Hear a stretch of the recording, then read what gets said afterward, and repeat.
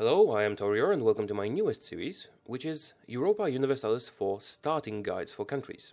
I say series, I will make it a series if you guys like the videos. We are going to start with Portugal and then move east. In this episode we do Portugal. Alright, let's start. Portugal is one of the suggested countries for new players, as it is a relatively easy start.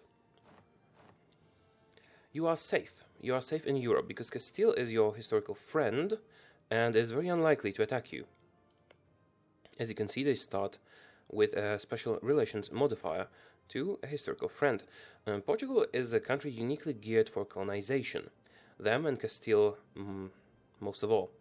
And you do start with an explorer so you can get a head start on colonization.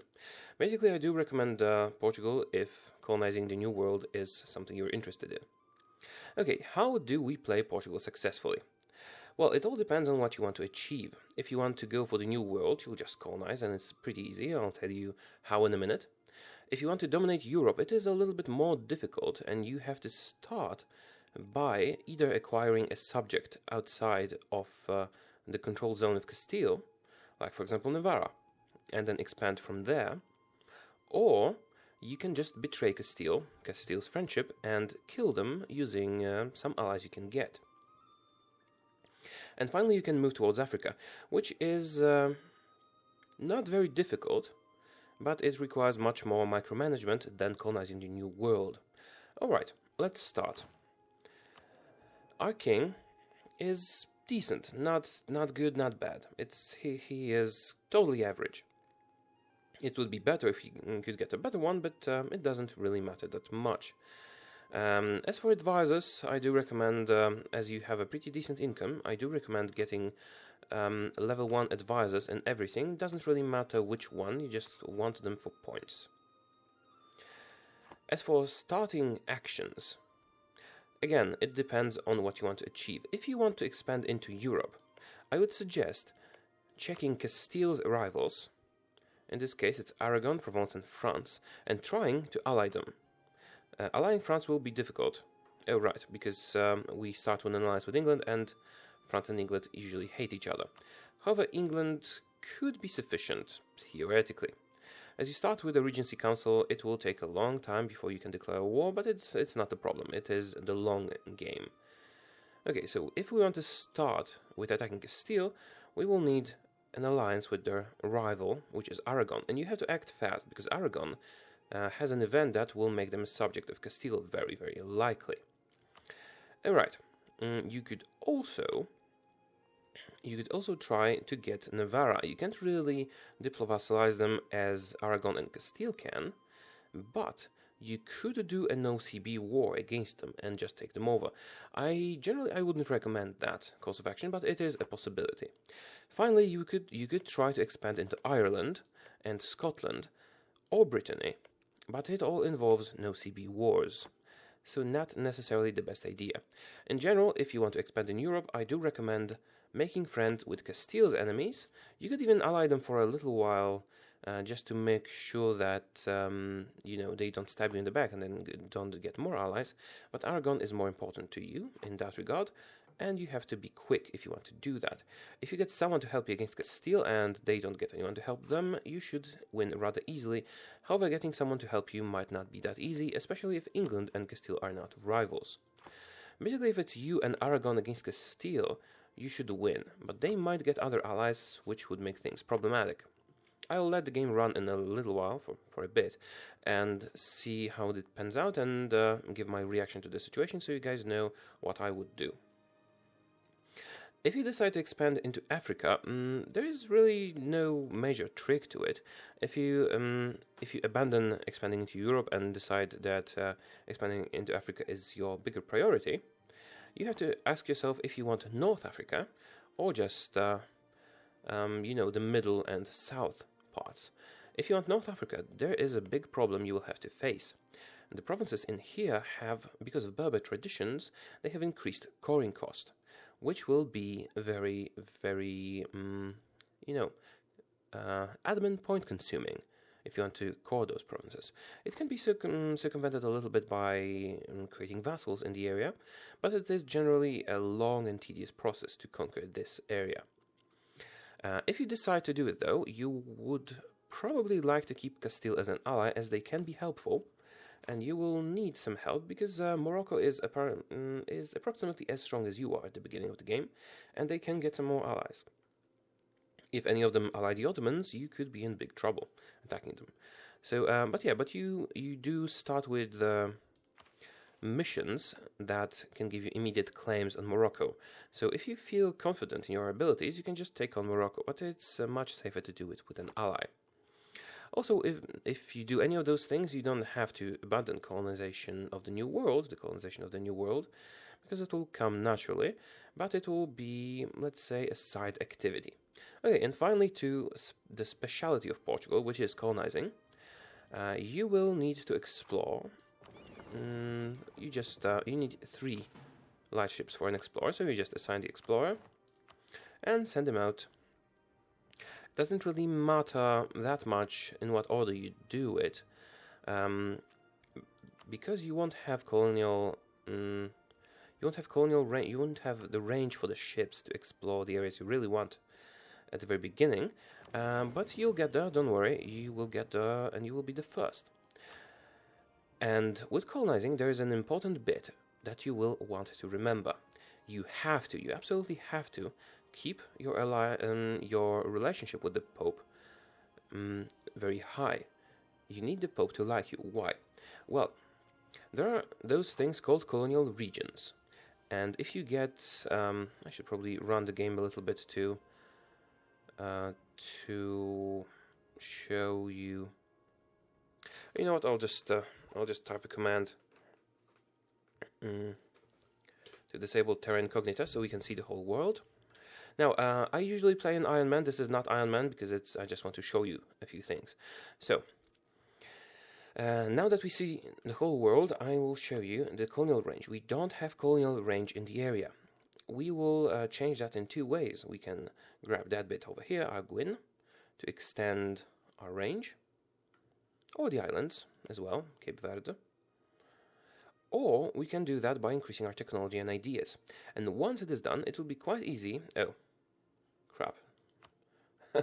The trade winds have stuck. Yeah, it's a bug in the current version of the game. Don't worry about that. So after you have done that, you will be able to colonize South America and the Caribbean quite quickly before everybody else gets there. Now, the colonial regions, as you can see here, are those areas. And once you have created 5 colonies in a colonial region, it will become a colonial nation. And it is very important. It is very important because the colonial nations can start colonizing on their own and so on. They are very useful. However, it is important also for one more reason. The Treaty of Tordesillas, which will be your major tool against other colonizers. You need to keep your relationship with the Pope above 0. And then, if your relationship with the Pope is positive, and you create a colonial nation, in that moment of creating the colonial nation, the Pope will issue a Treaty of Tordesillas towards you, which means basically this colonial region is yours. If anybody else starts colonizing that, for example, let's say I take 5 provinces in the Caribbean and get a colonial nation, then, for example, Spain wants to start colonizing there. If they do, they will get a -10 to their colonial growth in the region and a severe penalty to their relations with the Pope. And the AI usually avoids that and will not colonize colonial regions that you have claimed. And you can use that to rush and get 5 colonies almost everywhere before anybody else and then just move to another region. This way, it will all be yours. Well, almost all of it. Once they run out of other options, the AI countries will tend to break the treaty. There's also one more bit of the treaty. It gives you +10 colonial growth in your colonies in that region. But don't exploit it, just move to another one. You can take it later. So yeah, that covers the strategy for colonization. And as for the colonial regions, I would recommend, you will probably be able to reach Brazil first, so you'll have to start with that, but then Caribbean is a very rich area, and you should you should watch out, or rather you should pay much attention to the provinces with special trade modifiers and colonize them as fast as you can so your competitors don't steal them from you. That will give you a massive amount of money. Also, you can see the development over here when you click on the province. For example, Puerto Rico is a very high development province. And in comparison, well, St. Thomas is very high as well. Need to find something with low development. Okay, Tortuga is just 5 development, and Puerto Rico is 10 development. You get double the income, double the, the development, again, for the same amount of work if you colonize that. But this one is even better because it has a center of trade. So prioritize centers of trade and then go for high development provinces until you have 5 colonies in a region, then move to another region when you get the Treaty of Tordesillas. And that is about it regarding your strategy for colonization of the New World. If you want to focus only on that and abandon North Africa, you can still go to South Africa. It's pretty easy to conquer the nations down here, and you can make them protectorates and steal land from them later. Alright, now let's move to our strategy when it comes to politics and ideas. So, you will either want to have an alliance with Castile, or you will have to want an alliance against Castile. You start with an alliance with England, which can be useful to you, and they will probably not call you into wars. If England prevails over France and basically takes some of their stuff and wins here, then you're set. It's a very good alliance. If they lose, you can consider other options. And again, if you want to expand into Europe, you just play it normally, with allying the enemies of the people you want to conquer. As for personal unions, England starts with no heir, and you do have a marriage with them, so they could get an heir of your dynasty. But it is very unlikely because England has special civil war events that will trigger, most probably. Apart from that, you can just play normally with the possibility of personal unions, but remember that Castile will almost certainly get a personal union over Aragon. So if you want to challenge Castile, do it quickly. Right, let's move on to advisors and which are good and focus on monarch points. Basically, if you want to colonize as your priority, Diplo focus is good for you. If you want to expand in North Africa or Europe, you might want to switch to admin, but that will delay your colonization. As for advisors, there's nothing special here. You could get nothing uniquely useful for Portugal. There is the advisor that gives you more colonial range, but you will most likely not need that. Okay, as for technology, it would be best if you could stay on time with Diplotech, because it increases your colonial range and your settlers. But it is not as important as the proper ideas and your traditions. So, not traditions, those are Portuguese ideas, of course. So you will, very early, you will get Legacy of the Navigator, which will increase your colonial range and let you colonize further and faster. So it's a very good thing. Apart from that, the following ideas are not that good until you get to the settler increase, which is very useful. Well, also the merchant and trade income bonuses are nice, but they are not crucial. You get a lot from trade as Portugal, and that will be a major source of income. That is why it's especially important for you to get the centers of trade and direct trade from the New World towards yourself.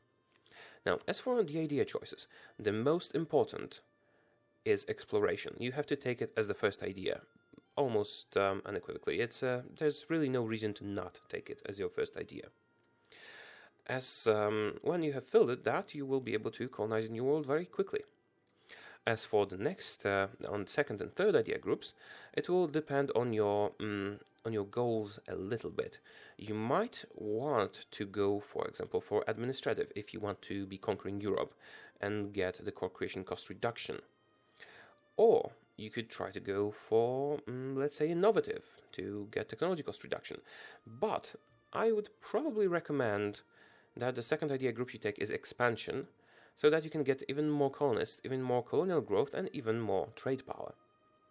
And as the third idea group, I would probably recommend trade. You have massive bonuses to trade income, and with that idea, you will be even richer. You will be able to fund massive campaigns against your enemies and multiple colonies at the same time. Alternatively, you could reverse it a little bit and start with expansion and then go, for example, trade and exploration. This way, you will be able to get lots of money early, but I would generally not recommend that. There are two reasons for that. First of all, exploration is much better for early colonization than expansion is. And secondly, the quest for the new world allows you to have explorers and conquistadors. You do need those. You start with one, but he may die, and then you would be left with no way to explore the new world. So the things I recommend is exploration, expansion, and then trade.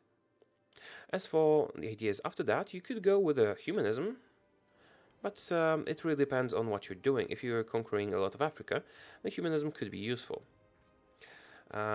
If you're only colonizing the new world, then it really won't be.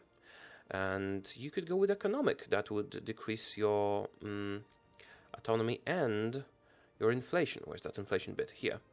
It can also be very useful, but only if you are mostly focused on colonization and not on expanding yourself either in Africa or Europe. So those are less good choices. Again, exploration, expansion, and then trade. Trade will give you massive amounts of money, much more than economy can. And if you are focused on expanding either in Africa and Europe, I would probably recommend a military idea as your fourth one. Probably quantity or quality, depending on what you need at the moment and how you're doing. Probably quality would be better. And that is it for ideas. As for policies that you can enact with ideas, go for everything that will increase your colonial growth, even if it costs you a couple of monarch points. Now, you get a couple of interesting missions, like this, for example, Portuguese Brazil. You need to own a province in Brazil and have it be at least 400 people big. Now, this is very good because see the rewards. Settler chance plus 5%, global settler increase plus 25. It's better than a policy. It only lasts 10 years, but it's very powerful. Okay, so to reiterate, for colonization, good relations with the Pope, 5 provinces in every colonial region, and missions, and exploration and expansion ideas. And for expanding into Europe or Africa, good allies, and stabbing Castile in the back. That is about it for Portugal. It is a pretty easy country to play, and it's wonderful if you want to experience colonization. And, maybe you are not experienced with that. You want to learn how to do that. Then Portugal is perfect for you. You can also, like with any country, you can just go conquering Europe. You can go conquering the world, but it's a bit difficult to conquer the world. Actually, it's quite difficult. So, yeah, it's a flexible country, but it's mostly focused on colonization. Even if you decide to go into Castile, Aragon, France, and so on, and expand here, your colonial nations will still be, and trade, will still be a great source of income that will be able to fund your military campaigns. And I think that is it for Portugal. So, thank you for watching. I hope you enjoyed this little guide, and I'll see you in the next one, which will probably be the next country over, Castile. Thank you for watching. See ya.